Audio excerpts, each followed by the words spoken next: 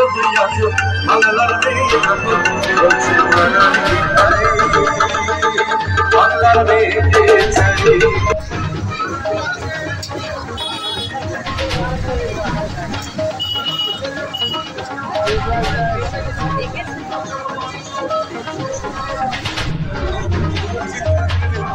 আপনাদের সঙ্গে থাকবো।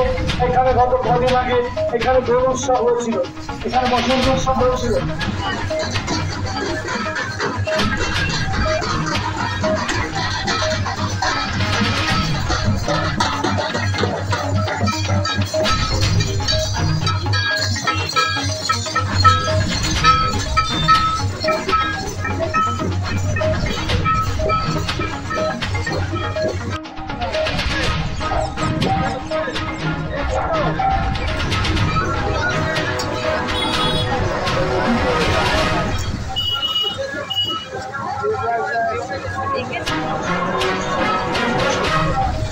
গর্বিত হয় তাকে নিয়ে আমরা গর্বিত হই, তাকে নিয়ে আপনারা সকলে গর্বিত হন।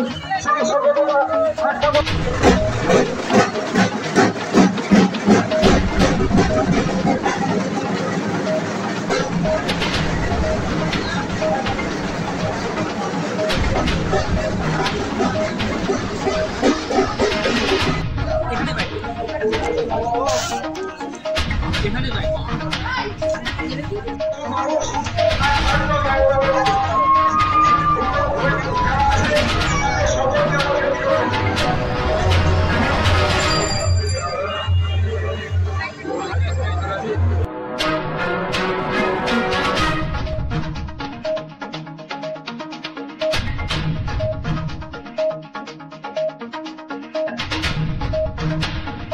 আজকে দমদমে শিব মন্দির পুজো দিয়ে যাত্রা শুরু করলেন বিকেলে, কি বলবেন? দমদমে শিব মন্দিরে পুজো দিয়ে বিকেলে যাত্রা শুরু করলেন, কি বলবেন? আমি তো বাঙালি হিন্দু, ব্রহ্মা বিষ্ণু মহেশ্বর এদের মেনে চলি। আর এই মেলা বাগানের শিব মন্দির বিখ্যাত পবিত্র কয়া মন্দির। এখানে আজকে 22 নম্বর ওয়ার্ডে পরিক্রমা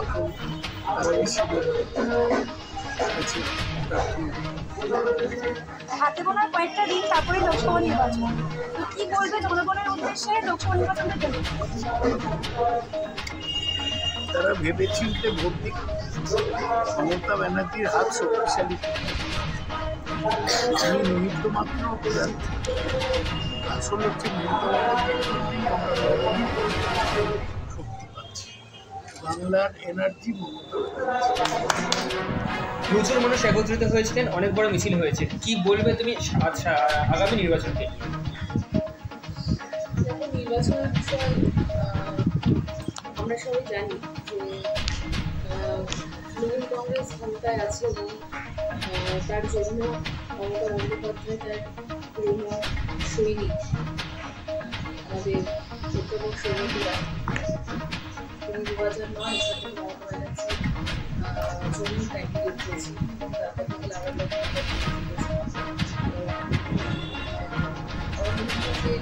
এই 3 বছর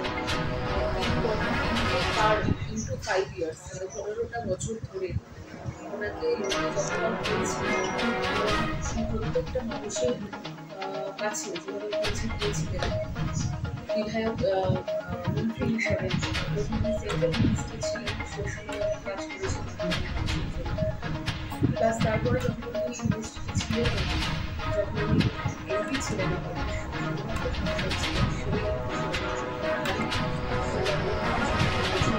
কাজ করেছেন। এবং আমি মনে করি আজকে আমাদের ওয়ার্ডে যে মিছিল ছিল সেই মিছিলে অবশ্যই তৃণমূল কংগ্রেসের সেখানে ছিল, যেটা সচরাচর অন্য কোনো দল তথাকথিত বিজেপি বা সিপিএম মিছিল দেখা যাবে।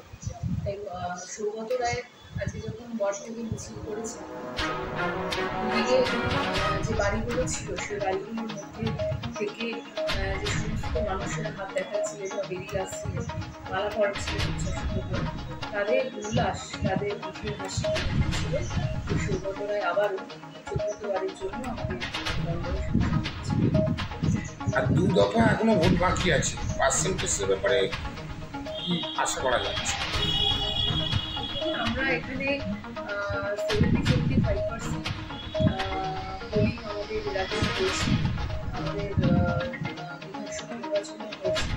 আশা করি এবার তার থেকে কম হবে না, বেশি হবে। কি বলবে সাধারণ মানুষের উদ্দেশ্যে আগামী নির্বাচনকে কেন্দ্র করে? শুধুমাত্র মানুষ যারা আছেন, সাধারণ মানুষের একটাই কথা বলা যে মানুষ যথেষ্ট মানুষ সহজে নয়, আবার খুব কঠিন, কিন্তু এখনকার দিনে দাঁড়ায় সামাজিক পরিস্থিতি যা আছে মানুষের নিয়েছিল এবং যথেষ্ট প্রত্যেকের পদক্ষেপ তারা যথেষ্ট বুঝে শুনে ফেলে।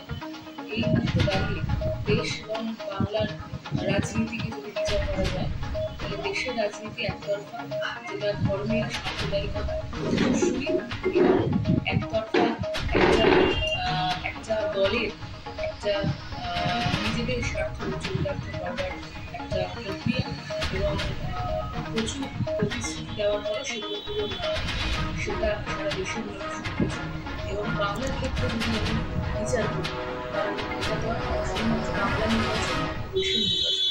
বাংলা নির্বাচন যখন হতো বিধানসভার দেখো কাজ করেছেন, আমাদের রাজ্যে কাজ করেছে এবং দেশের আশা করি মানুষ এখন দেশের জন্য রাজনীতি করছে, দেশের জন্য ভোট করছে, সেরকম মানুষ বিচার করে যে দেশের কাজ যদি দেখা যায় তাহলে পরে আমাদের যে পুরোটাই শূন্য। তার কারণ দেশে যা যা আমাদের দেশের প্রধানমন্ত্রী যা যা প্রতিশ্রুতি মানুষকে দিয়েছিল তার একটা তিনি করতে পারেননি। তাই সেক্ষেত্রে সেই জায়গায় দাঁড়িয়ে মানুষ বিচার করবেন এবং বাংলায় যারা থাকে, বাংলার যারা জনগণ আছে তারাও জানেন যে তারা দেশের প্রধানমন্ত্রী থেকে কী পেয়েছেন এবং তারা নিজের রাজ্যের মুখ্যমন্ত্রী মমতা বন্দ্যোপাধ্যায়ের থেকে কী পেয়েছেন। কারণ মমতা বন্দ্যোপাধ্যায় সর্বোপরি আমরা জানি সকলে মানবী মানুষের মধ্যে এবং দলের সুপ্রিমো বলে তিনি যখন তার প্রতিশ্রুতি মানুষকে দিয়েছেন সেগুলো বলেছেন বিভিন্ন রকম জনগণ প্রকল্পের মাধ্যম দিয়ে তিনি মানুষের কল্যাণ সাধন করেছেন এবং নিজেও অনেকটা মাটির সাথে মিশে দিয়ে মানুষের কষ্ট বোঝার চেষ্টা করেছেন, যেটা দেশের মুখ্যমন্ত্রী করতে পারেননি। তাই আমার মনে হয় যে জনসাধারণ নিশ্চয়ই এই দুটো রাজনীতিকে বা এই দুটো প্রক্রিয়াকে নিশ্চয়ই তারা পার্থক্য বা একটা কী বলবো একটা ক্যালকুলেশন নিশ্চয়ই তারা করবেন, তারা নিশ্চয়ই নির্ণয় করবেন তাদের এক্স্যাক্টলি কী করা উচিত, তাদের ভোটটা কাকে দেওয়া উচিত, অথবা সৌগত রায়কে দেওয়া উচিত নাকি যে দুটো দল দাবি করে যে তারা শ্রেষ্ঠ তাদেরকে দেওয়া উচিত। সুতরাং আমার কাছে অবশ্যই মানুষ হিসাবে আমার মানুষের কাছে যে আপনারা বিচার করবেন যে আমরা আপনাদের সাথে এতগুলো বছর ধরে ঘুরে বেড়াচ্ছি এবং আমরা সবসময় আপনাদেরকে দিয়েছি করোনা থেকে আমরা বিভিন্ন ক্ষেত্রে সমস্ত সরকারি প্রকল্পের ক্ষেত্রে আমরা কীভাবে আপনাদের পাচ্ছি এবং আপনাদেরকে চেষ্টা করেছি। নিশ্চয়ই আপনারা তা পেয়েছেন বলে আমাদের ধারণা এবং আমরা বিশ্বাস করি যে আমরা অনেকটাই আমাদের কল্যাণ সাধন করতে পেরেছি বা আপনাদের পাশে থাকতে পেরেছি। হয়তো কিছু ক্ষেত্রে 10% 10% হয়তো করতে পারি। আশা করি সেক্ষেত্রে আগামী নির্বাচন 1 তারিখে যে আমাদের লোকসভা নির্বাচন